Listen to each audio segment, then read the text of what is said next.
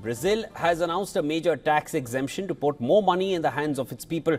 But will it be enough to lift consumer confidence? As inflation bites and economic sentiment weakens, President Lula Da Silva is betting on tax relief to regain public support. Under the new proposal, individuals earning up to $881 will no longer pay income tax, nearly double the current threshold. And this move is expected to benefit millions of workers, especially in the low and middle income segments. To offset the cost, the government is introducing new taxes on high earners and overseas profits.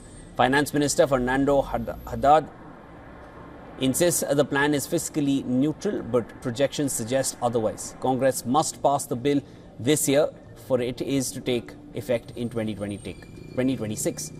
This announcement comes as Brazil's economic sentiment dips to new lows despite steady growth. Consumer confidence marked a sharp decline even as key economic indicators remain strong. Concerns over rising prices have jumped, especially among low and middle income groups.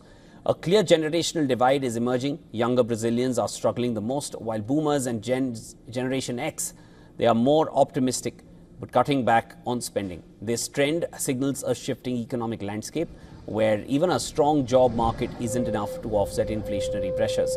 For President Lula, these trends present a challenge.